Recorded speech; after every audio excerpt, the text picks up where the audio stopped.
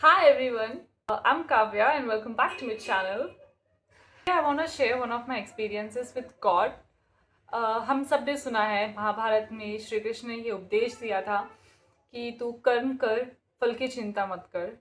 तो as a human, as a layman, हम ये समझ नहीं पाते, जानते सब कुछ है कि ऐसा कृष्ण जी ने कहा था और हमें कर्म करना चाहिए, फल की चिंता नहीं करना चाहिए। बट बेयरली ऐसा कोई है जो कर्म करता है और फल की चिंता नहीं करता। एंड व्हेन वी से कि कर्म कर और फल की चिंता मत कर, ऐसा नहीं है कि हम अपने फ्यूचर के बारे में सोचे ही नहीं। जब भगवान कहते हैं कर्म कर और फल की चिंता ना कर, इसका मतलब ये नहीं है कि तुम अपने फ्यूचर के बारे में सोचो ही ना। इसका सिर्फ ये मतलब है कि तुम कर्म करो और फ्यूचर में जो रिजल्ट आएगा उसके कारण उससे तुम अपने आप को अटैच मत करो। मैं एक अपनी ऐसी छोटी सी इंसिडेंट शेयर करना चाहती हूँ जहाँ मैं अपने लाइफ को बहुत कंट्रोल कर रही थी और उसके बाद मुझे ऐसा एहसास हुआ कि जो कंट्रोल मैं कर रही थी उसमें, और जो कंट्रोल भगवान को मैंने जब दे दिया, नहीं दिया वैसे, बट उन्होंने ले लिया। जो भगवान जब हमारा कंट्रोल करते हैं और जब हम अपने लाइफ का कंट्रोल करते हैं उसमें अंतर होता है। A graduate. I am graduate and I passed out in the year 2022 और उसके बाद I got into an MNC company after finishing my graduation. उसके बाद I was in Hyderabad for the work purpose, but मेरी लोकेशन भुवनेश्वर था and मैं नहीं जाना चाहती थी भुवनेश्वर फॉर सम रीजन। मन था कि मुझे नहीं जाना भुवनेश्वर क्योंकि although the city is really nice, यहाँ आने के बाद पता चला। बट पहले मेरा था कि एक तो मेरे घर से नज़दीक है और बार बार मुझे घर बुला लिया जाएगा, जो कि मैं जाना नहीं चाहती थी उस वक्त। और दूसरा कि मुझे लगा कि मेरा फ्रेंड सर्कल थोड़ा अलग हो जाएगा और बहुत ऐसे रीजन थे कि मैं भुवनेश्वर नहीं जाना चाहती थी। तो जब मैं रहती थी हैदराबाद में, I was in a PG जहाँ बहुत छोटे छोटे कमरे थे। मतलब मेरा कमरा इतना, मेरे बगल वाले का कमरा इतना, और उसमें कोई सीलिंग नहीं था। कमरे पे सीलिंग नहीं था, फ्लोर पे था। तो हमारी जो जो भी हम बात कर रहे हैं हमारे रूम में, तो बगल वाले को भी सुनाई देता था। बगल वाले को नहीं, इधर वाले को, सामने वाले को, जो पीछे रूम है सबको सुनाई देता था अगर हम जो भी बात करते थे रूम में। तो प्राइवेसी नाम की कोई चीज़ नहीं थी वहाँ पे। हाँ। और उस समय मेरे लाइफ में कुछ ऐसे सिचुएशंस हुए जहाँ की मुझे प्राइवेसी का बहुत ज़्यादा नीड था। मैं खुल के रोना चाहती थी पर रीज़न मुझे नहीं पता था। मेरे हेल्थ के कारण बहुत ज़्यादा कंसर्न थी मैं। फाइनेंशियली मुझे लगा कि something is not really nice.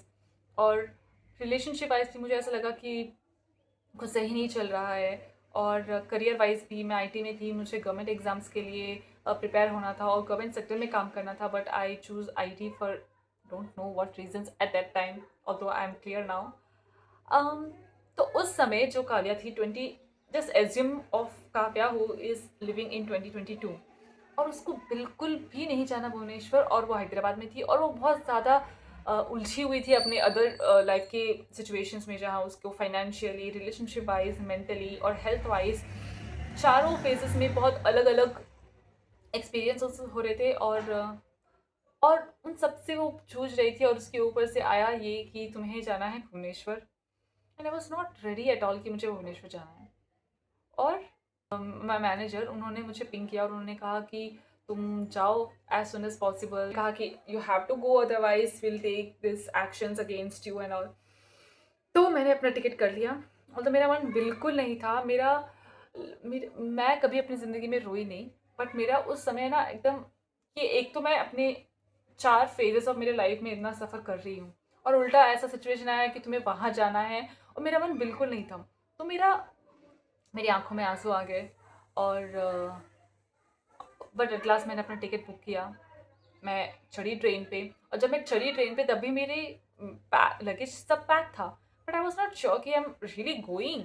मुझे ऐसा अंदर से मतलब ऐसा फीलिंग नहीं आ रहा था कि मैं जा रही हूँ। मुझे ऐसा लग रहा था कि मैं अपने घर जा रही हूँ या कहीं जा रही हूँ, बस ऐसे ही। मुझे नहीं लग रहा था कि मैं हैदराबाद से पूरा भुवनेश्वर शिफ्ट हो रही हूँ। मैं गई वहाँ, मेरे दोस्त लोगों ने बातचीत की हुई थी और जैसे जो रूममेट्स है अभी के, इन लोगों ने आके मुझे पिक किया।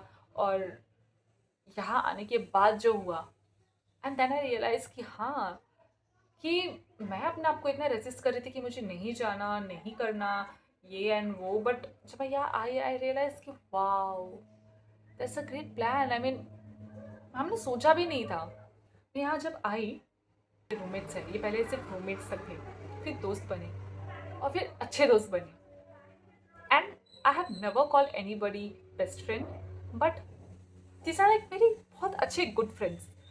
We talk a lot about each other and साथ ही साथ इतनी प्राइवेसी जो I was lacking in Hyderabad, I got my privacy, I got my space जो मुझे अपनी ज़िंदगी में चाहिए थी, और जो अब तक सिंस माई चाइल्डहुड कभी मुझे अपने आप टाइम स्पेंड करने का मौका नहीं मिला, वो मुझे यहाँ मिला। I am not talking about room, I am talking about कि मेरी ज़िंदगी में मुझे पहली बार अपने लिए स्पेस मिला जहाँ मैं सोच सकूँ, समझ सकूँ कि मैं क्या चाहती हूँ लाइफ से, मेरे पसंद नापसंद क्या है, मैं किस फील्ड में काम करना चाहती हूँ, मैं कैसे लोगों को अपनी ज़िंदगी में अलाउ कर सकती हूँ, मैं किस तरह रिएक्ट करना चाहती हूँ, मैं अपने लिए क्या चाहती हूँ, सब कुछ। और मुझे पता चला कि स्पिरिचुअलिटी के लिए मैं हमेशा इंक्लाइंड थी, स्पिरिचुअलिटी हमेशा मैं एक्सप्लोर करना चाहती थी, बट मैंने उस पर कभी टाइम नहीं दिया। और जब यहाँ आई एम नॉट सेइंग कि I am a spiritually inclined person, but I am trying to be one, and things are working out for me. I feel really good. मैं आपको एक चीज़ सिखाती हूँ। मैं यहाँ पे जब आई, you can see that is my bottle, पानी पीने का bottle, and that one is Krishna that I have prepared, और मैंने अपने हाथों से उन्हें प्रिपेयर किया है। और आप कह सकते हो कि व्हाट इज़ दिस, ये एक बॉटल है, प्लास्टिक बॉटल है, और उसे तुम कह रहे हो Krishna. But trust me guys, आपके जो बिलीफ है, अगर आपका बिलीफ, अगर मैं कहूँ कि ये जो केस है this is God, and I believe कि this is God, then next time onwards ये मेरे लिए भगवान वाकई बन जाएंगे। और कुछ लोग को मूर्ति में भगवान, और कुछ लोग को भगवान भी मूर्ति जैसे लगते हैं। तो सिमिलरली जो कृष्ण जी हैं जो मैंने बनाया, उसे स्टार्टिंग में मैंने अपने पूरे दिल से बनाया, यहाँ रखा, और लेटर लेटर ऑन मेरे दोस्तों लोगों ने भी रिकॉग्नाइज किया इन्हें। जब भी कोई बर्थडे होता था, सेलिब्रेशन, तो केक, फर्स्ट केक पीस यहाँ पे चढ़ाया जाता था, और जब भी अगरबत्ती जलाई जाती थी तो आके यहाँ जलाई जाती थी। और जब भी कोई एग्ज़ाम या कोई इंटरव्यू के लिए मेरे दोस्त लोग जब जाते थे, तो मेरा तो छोड़ो, मैं तो ऑब्वियसली हमेशा करती थी, बट करती हूँ, बट मेरे दोस्तों लोगों के लिए भी ना, उन्होंने भी ऐसा फील किया कि there is real God sitting here on my table. So the whole point that I am trying to say is, यहाँ आके मुझे जो एक्सपीरियंसेस हुए, दोस आर रियली नाइस। मुझे ऐसा लगा कि जो कंट्रोल मैं अपनी लाइफ में नहीं कर पाई, वो कंट्रोल जब मैंने भगवान को दिया तो उन्होंने बखूबी निभाया, एंड आई मस्ट से कि बहुत अच्छा, जो मैम सोच भी नहीं सकते उतना अच्छा।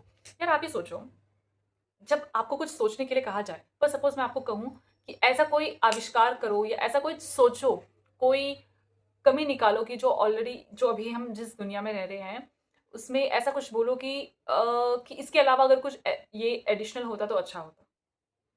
हम सोच भी नहीं सकते।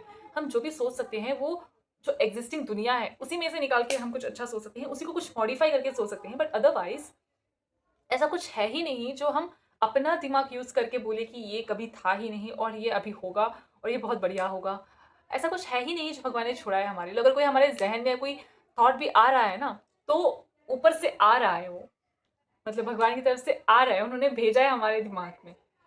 तो या जब आप अपना कंट्रोल किसी ऐसे शख्स को छोड़ देते हो जिसका बहुत ज़्यादा एक्सपीरियंस रहता है, हमारे हमारे माता पिता के भी पिता है, उनके माता पिता के भी पिता है, हमारे पूर्वजों के भी पिता है, तो उस पिता को अगर हम तुमने अपना लाइफ का कंट्रोल दे दिया है तो आई एम श्योर कि बहुत बढ़िया आपकी लाइफ होगी।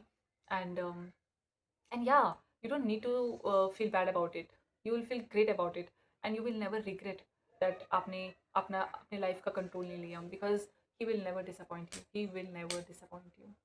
Trust him, please, trust one more time, trust every time.